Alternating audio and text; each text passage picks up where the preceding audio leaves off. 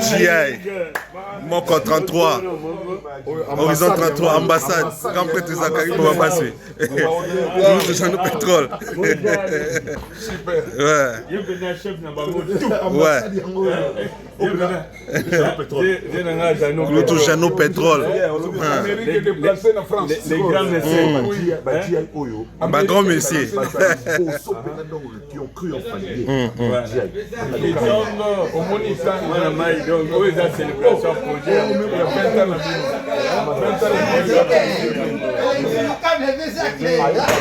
va célébrer.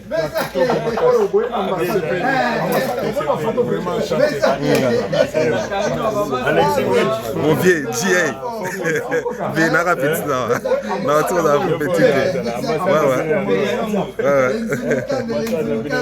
Toujours. Bon, ça.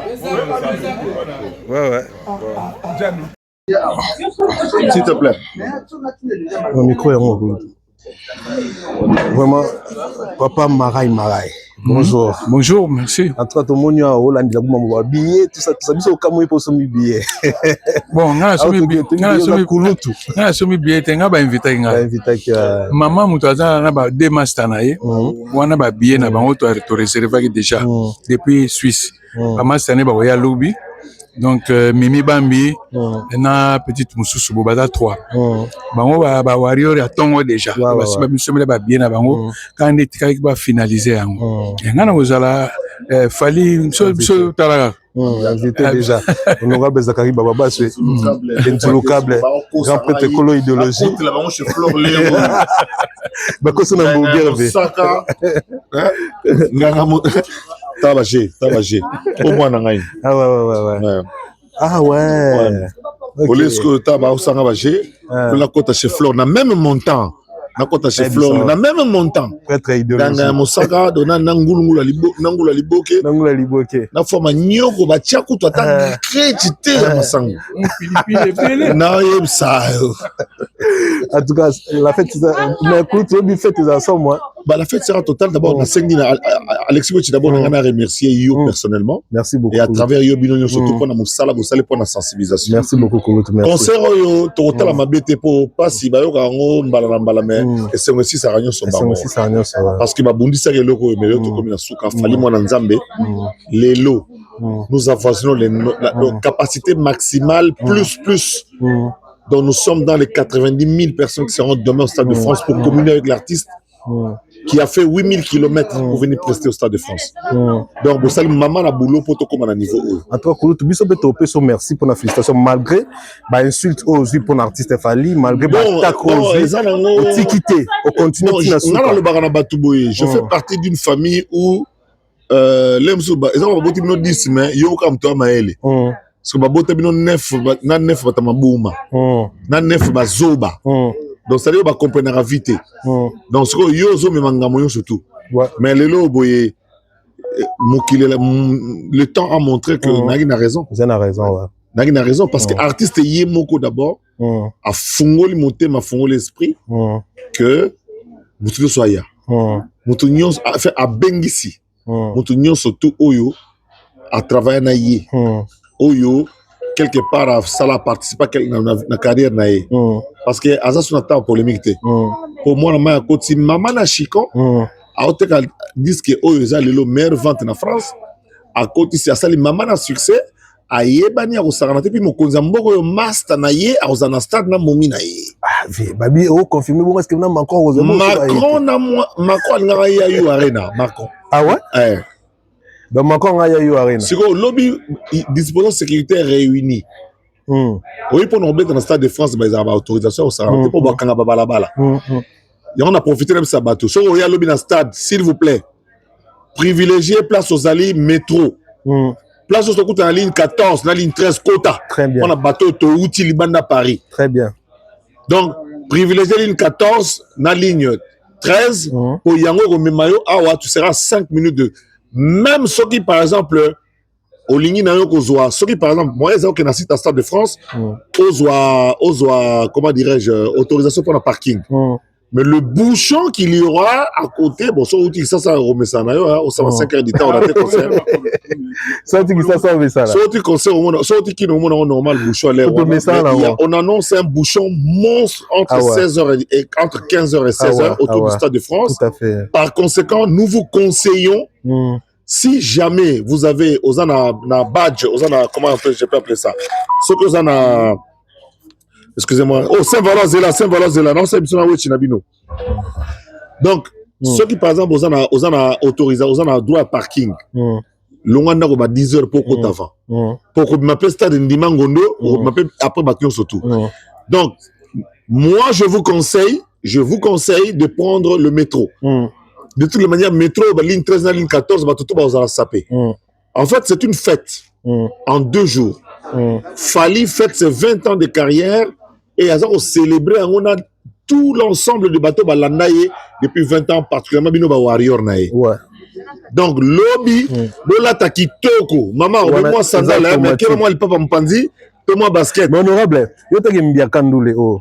Parce que na ndenge bena mabete za kokololo. Ya on saranate. Ya bisotu.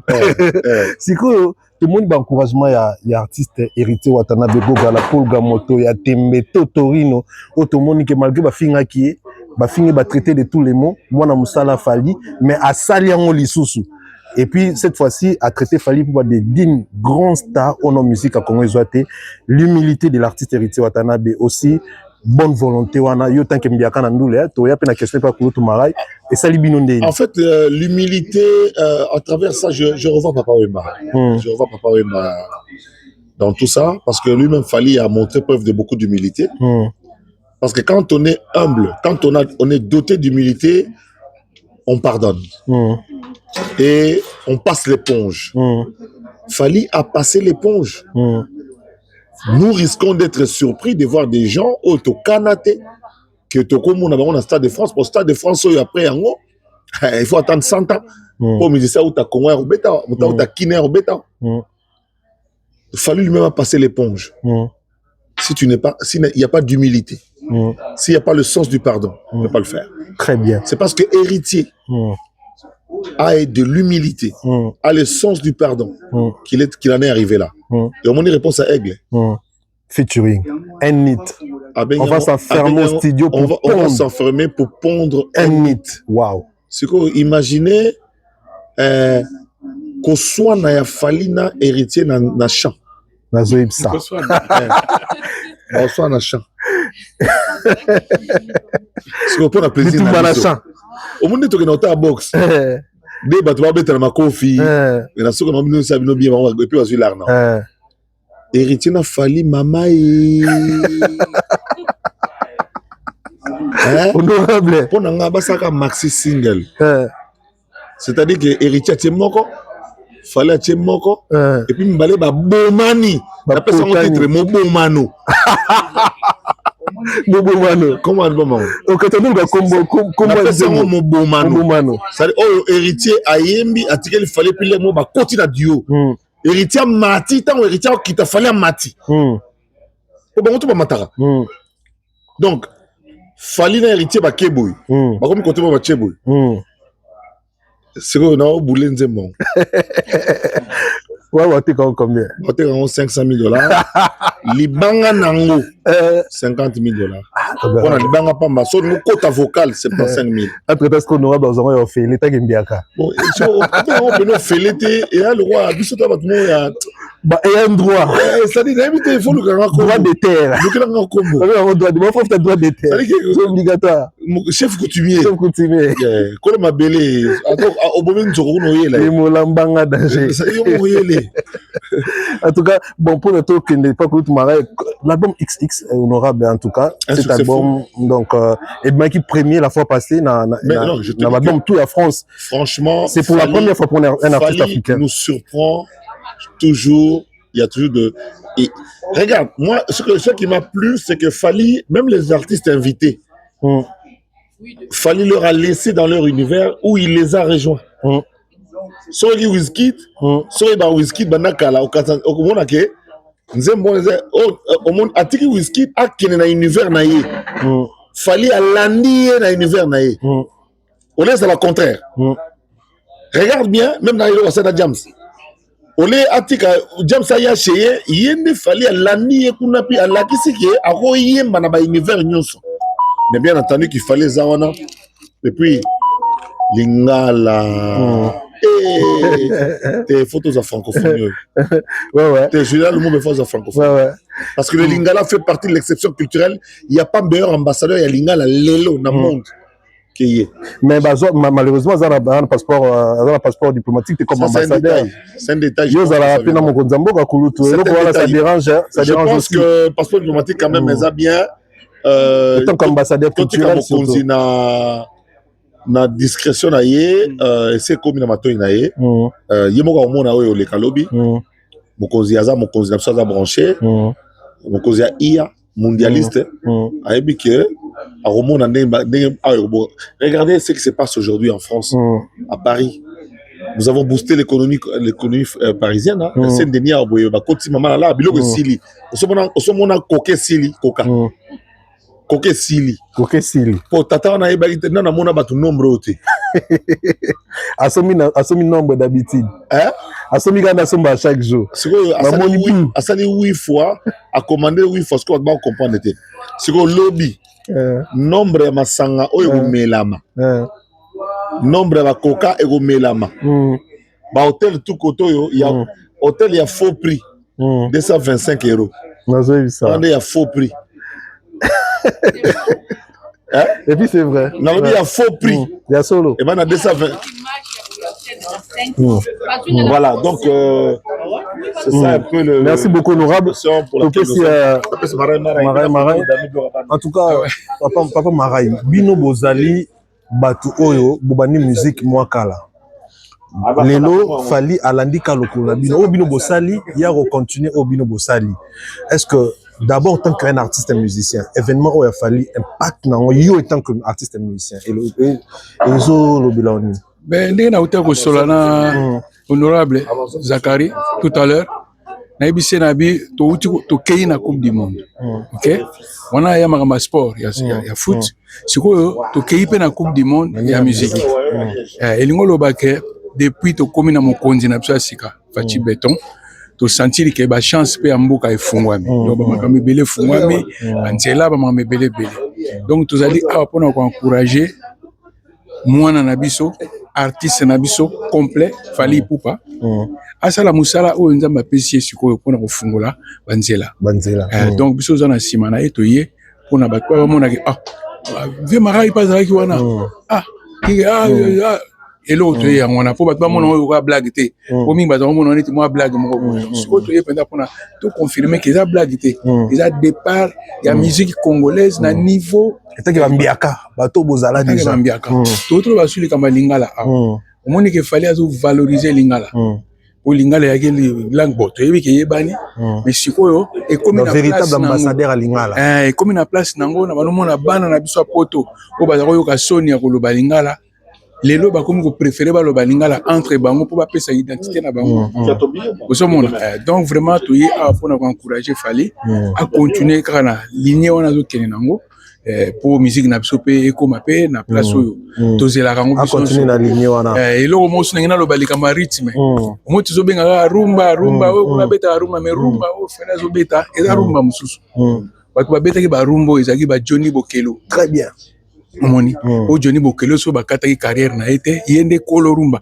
banzembo pinozo mona fala zo beta ekena na style wana Johnny Bokelo donc un peu mélangé na libanda et sanga na libanda muta beta nzembo moko 8 fois na 8 versions 9 Mwambe Johnny Bokelo abeta nzembo moko na 9 versions tozelaka numéro 2 ya numéro 3 bimi nzembo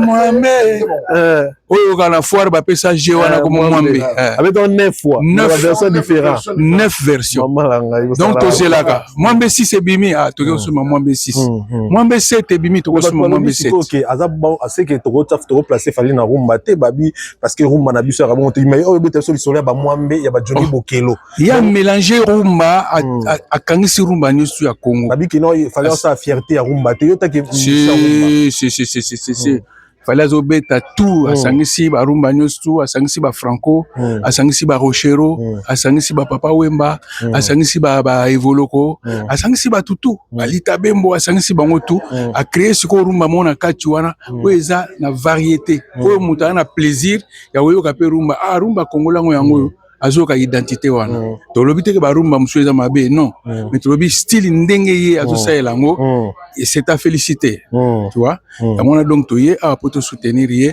makambo kenegi to ko keneka liboso. Merci beaucoup en tout cas to se la peine la simplicité na en tout cas na loyauté na yo na ozala vrai envers l'équipe na yo jeune frère na fali poupa bat babi ko tout comme ça warrior au maire na la kana warrior na parler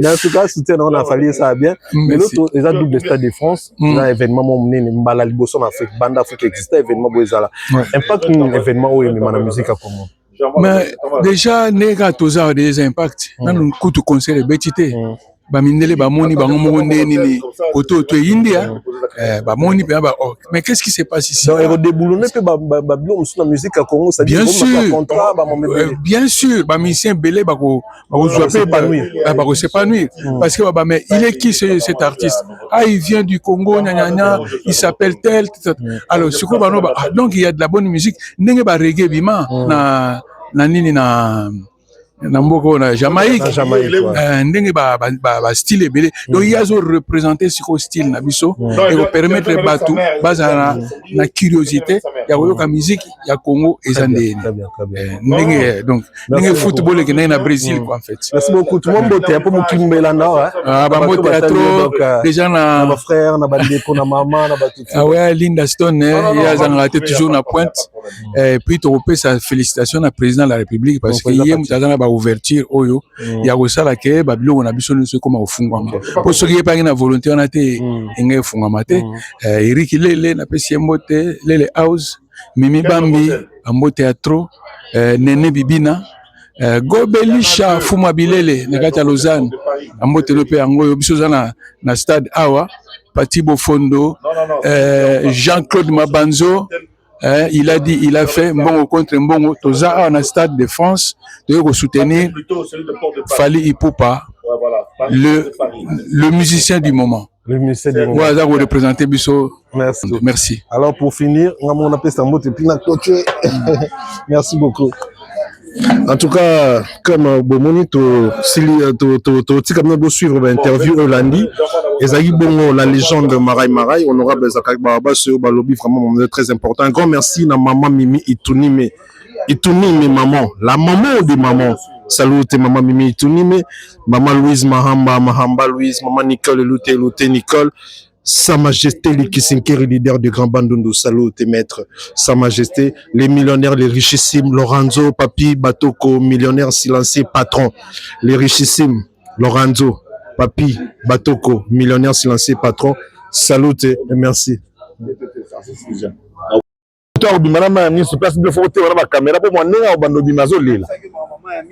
Vous comprenez? Ronald Arolela. Pour les joueurs au bazar, Mazemba betaka na Real match mon boy ma match wani yoka interview à joueur j'étais très surpris de regarder ça on a beta bala tana Messi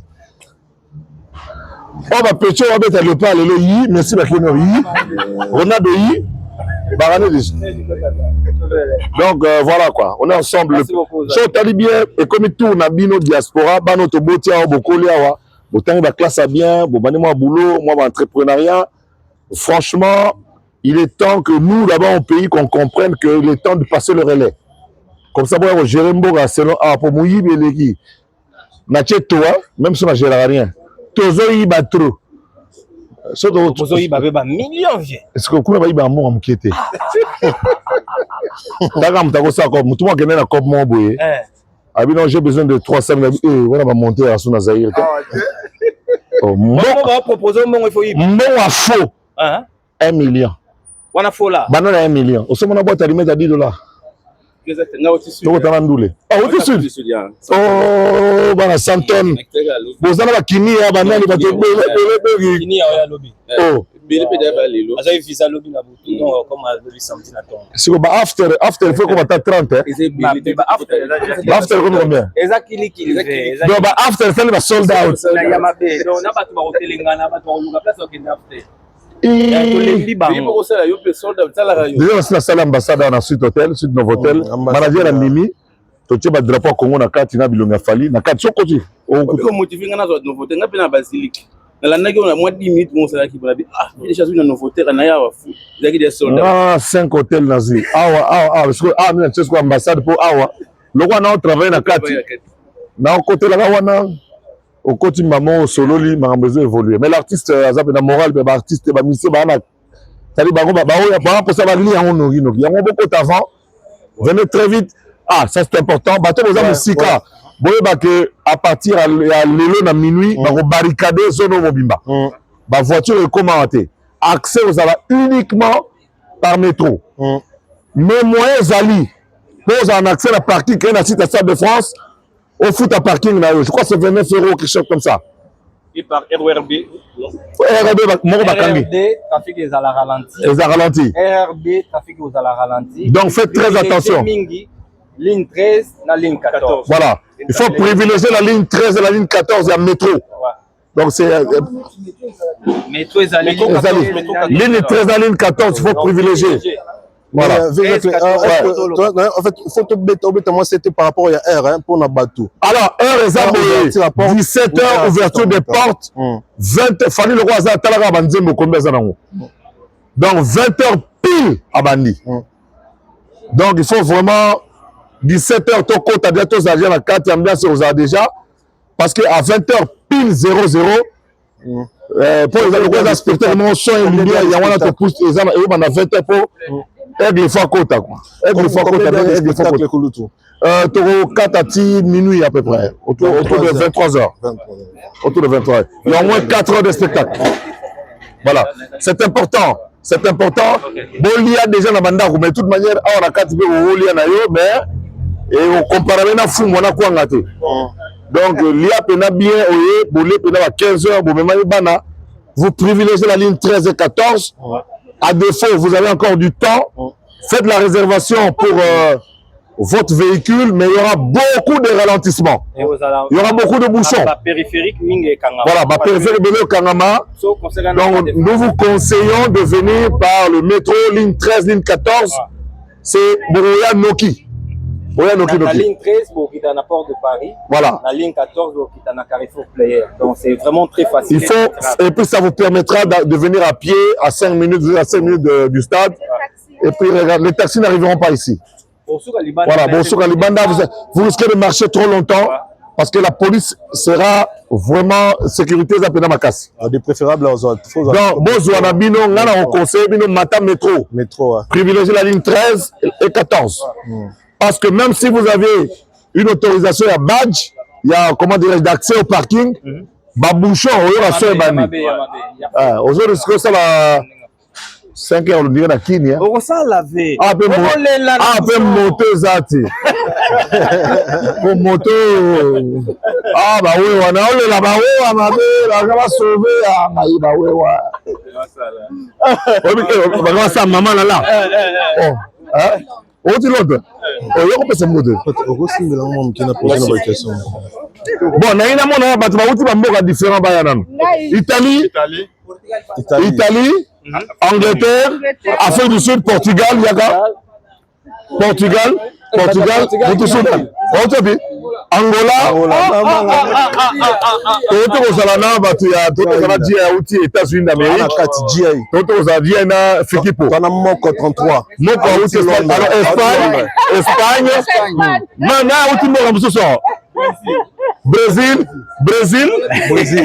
Brésil, Portugal. Voilà. Quand moi, chantier, Mouké, Araboye. Il y aura des essais Bamboka. Qui ça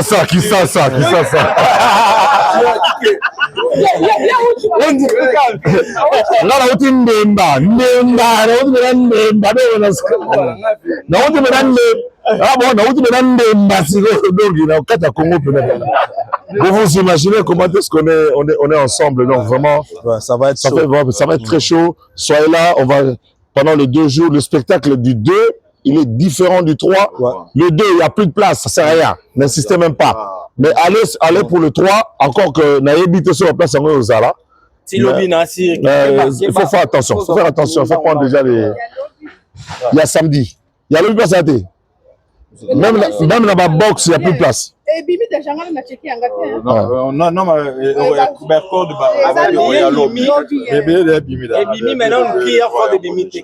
que au monde ça y est, il risqué donc fallait pas matatine à podium. Pour battre, la demande est tellement forte que le producteur refait toujours reculer. Pendant le podium, il y a 10 mètres carrés. Barredo il y a 8 mètres carrés et on regarde il y a 7 mètres carrés. Donc pour créer de l'espace parce qu'il y a tellement la demande est trop forte. Allô? Allô. Teste tout. Teste. Allô? Allô. Merci. Question moro bête.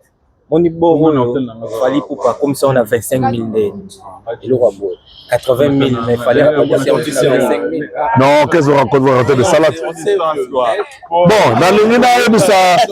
Non, on m'a dit degré. Je vais vous dire une chose. Vas-y. Fali, Lelo, je vais vous. Nina peut-être.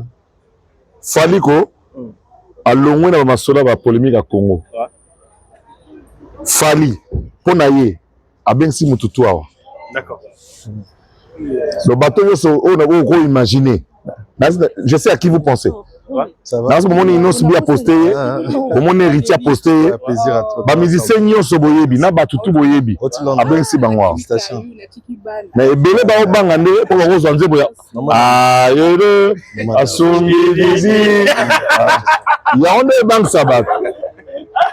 Mais on a eu. Mais tu es responsable de pour tous en stade. Ouais. Pour Nzembe, la monsieur la fourmi. Ya sombi di egoye mamela tangona yo. Alors ya wana koyate. Mais Fanny mort on va souffler les gars. À continuer à danger. 20 ans de carrière. C'est pas donné à tout le monde. Alors bonheur. Il y aura 25 000 places et tout ça là. Bon, la polémique des bas étages. C'est pour la première fois depuis que l'Afrique existait. Non. Écoutez, le Stade de France, c'est le plus grand stade de 80 000 personnes qui est élargi jusqu'à la piste cyclable. On ne va pas laisser aux Congolais piétiner la cycle. Sauf que ça va couvrir en haut. Mais je vous informe qu'après Indochine, c'est Fali. Indochine qui a fait 93 000 personnes, Fali avoisine de 90 000 personnes. D'accord. Donc, demain, 90 000 personnes dans la carte. Et l'artiste est conséquent à préparer le spectacle en fonction, il y a Wana Pobo CP là. C'est-à-dire qu'on vous dit 63 €, on vous dit 129 €. Il faut coûter un logo, il y a valeur à mon nayo. Et puis, au Boyate, Bozanzinga awa boye, ponga na mon nayo qui mato ses aliawa. J'ai vu moi-même les camions au Kotiawa. Les camions et les matériels au Kotiawa. C'est le cas, essai à son. Hein?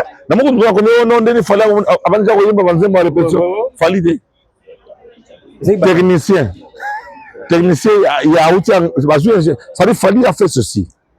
AMC producteur, le meilleur preneur de son en Europe. L'homme sous preneur de son à l'objet de son en Angleterre. Soit il y a une motazo meka. Donc là, aux hôtels là, comme tout le Guy. Donc lobby sont en France. Et qu'on a place cité. Il y a un enfant dans la barre mort au Saint-Denis. Au côté comme ça. Pour placer la lobby. La musique est au Canada. Maximum parce que il ne faut pas que les 90 000 personnes atténuer son. Donc par conséquent, sont à Marseille, aux étiquetés. Événement écoute na Marseille au sala nini pour 13 ans. Il y a un enfant dans le côté Moroboye Oyoka.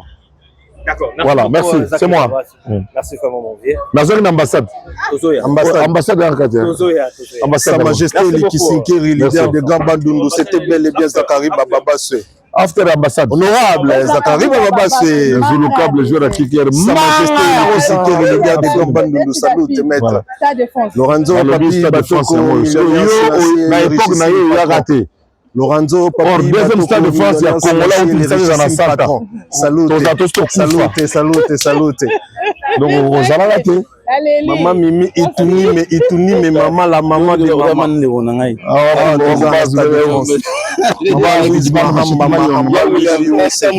Maman Nicole n'a biso aux États-Unis. En tout cas maman Cathy Kato London. C'est docteur. Ah ouais, médecin qui travaille en Afrique du Sud. Il a dit speech dans Caraïbes Papa sur les autres. Concert. Et je serai là le mois prochain. C'est là où moi de passer ticketing. Les Warriors, les mélomanes de la bonne musique, les Congolais en général, déjà visite. Alors, de l'autre côté, il faut retourner. Visite à stade. Donc ça va être chaud, ça va être chaud. Donc voilà. Au raté, aux anguilles. Oui, voilà. Ah. Bonjour papa. Bonjour. Tout le monde a pourquoi et puis au Tiwa puis ça se présenter batamu kili mobimaba la non Alexis. Non, nga na uti musika na uti na Mozambique, na Mozambique et puis na Mozambique on a na Maputo te. Na na Beira ezandeti Lubumbashi na bango. Ouais. Donc naza warera Tongo, naza Kinois.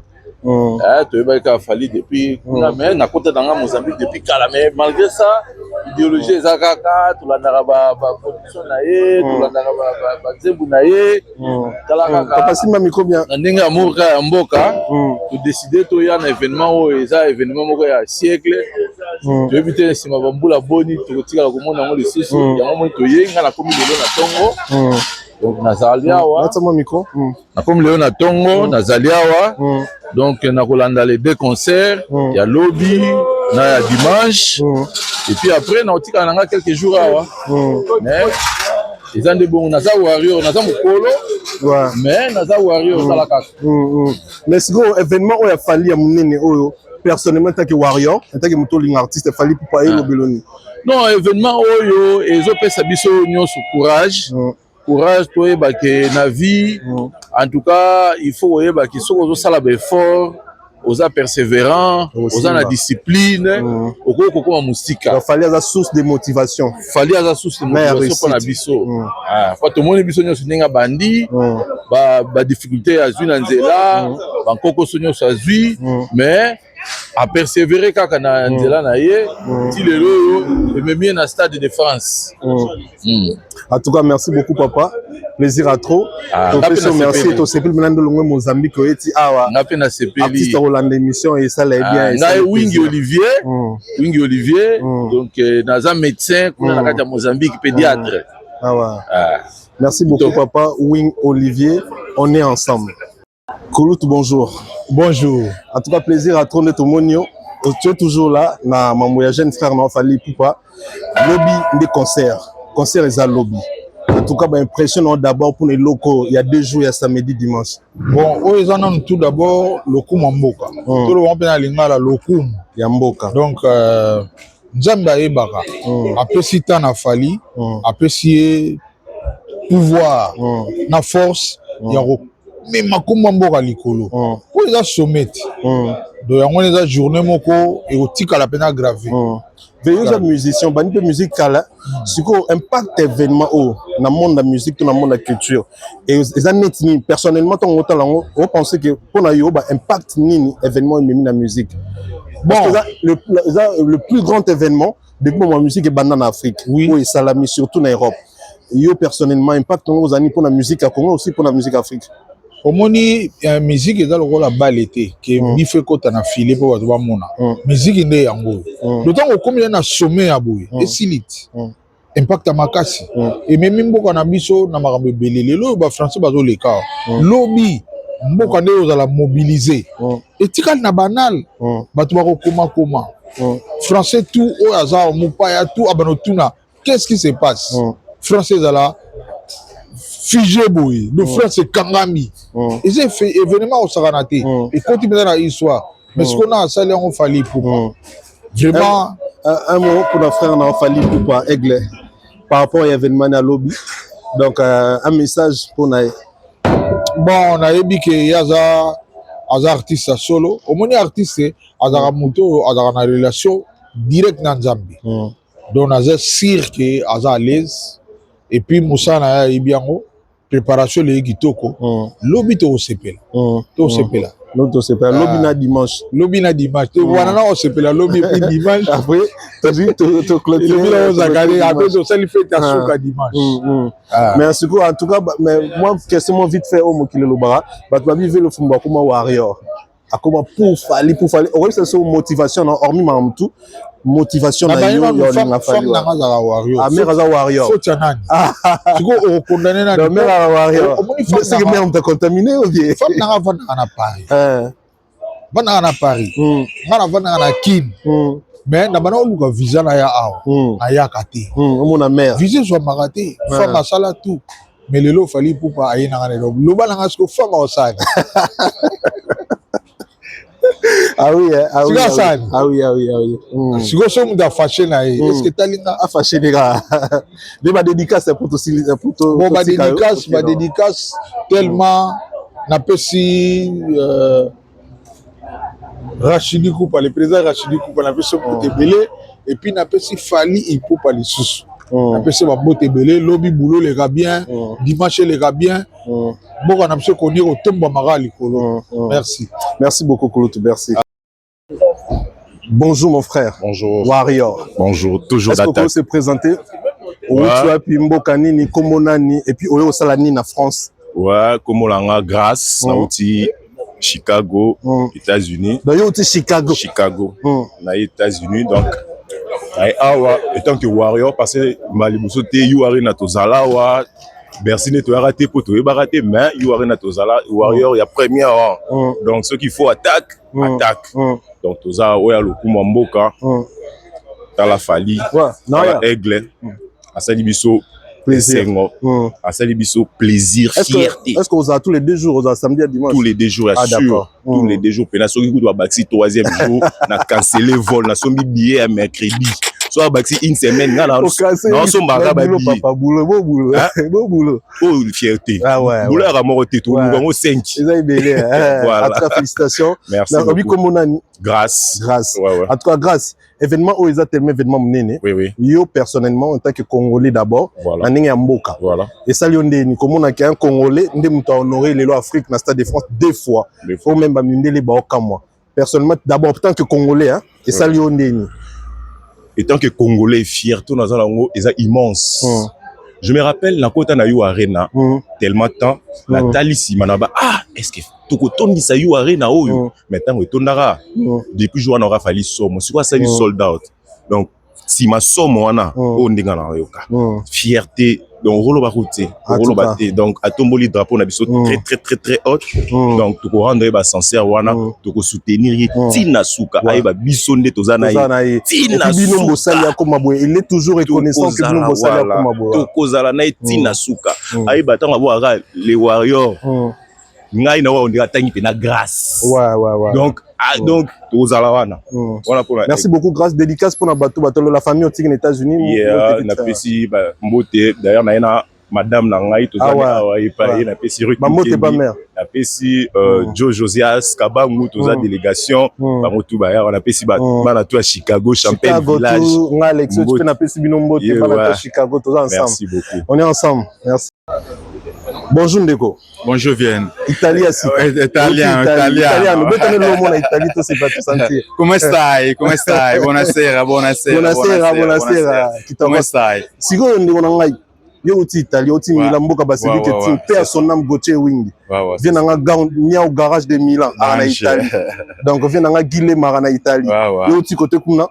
Yebisa biso motivation pe otiki Italie ndenge atiki Italie bien makambo ekendema kitoko kwa na yaki déjà 3 jours en haut déjà dans un hôtel là bien nanga déjà il y a les 2 dans les 3 déjà et là de après makambo déjà yaki kitoko makasi événement munene banda Afrique banda depuis que l'Afrique existait banda Afrique banda c'est ça na mama musique événement beau et ça la même bala liboso.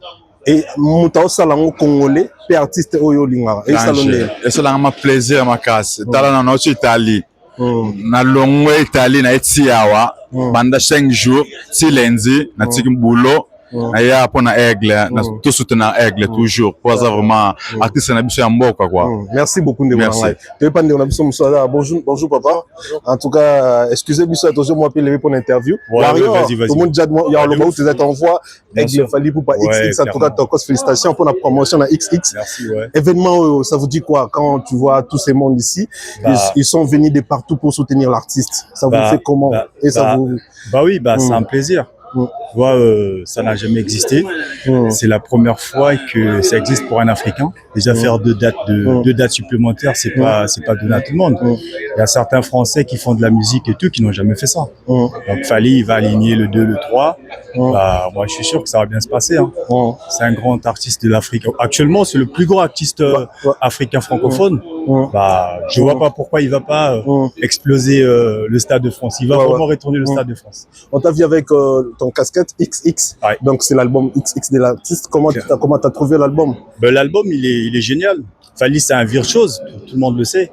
Donc voilà, il n'y a rien à dire. L'album, j'ai écouté toutes les chansons. J'ai même tout bingé. J'ai tout bingé. Et la chanson préférée, votre chanson préférée? Actuellement, c'est Loin des yeux. Loin des yeux. Loin des yeux, c'est un truc de fou. C'est une dinguerie.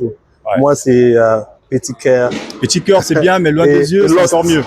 Lost aussi, c'est quelque chose. Toutes les chansons sont bonnes, mais Loin des yeux, franchement, c'est un banger. Merci beaucoup, mon frère. Je vous en prie, frère. En tout cas, passez du bon séjour. On est ensemble demain, ça va être chaud. Merci beaucoup. Mon frère, de South, il y a où tu as fait visite. En direct de South. Hello, guys. My friend. Moi, anglais, Dimi. Ça va bien. Hello guys, my name is Dr. Patrick. Patrick, you know, you have to speak English, man. I speak small, man. You know what I'm saying? Oh, I can see, bro.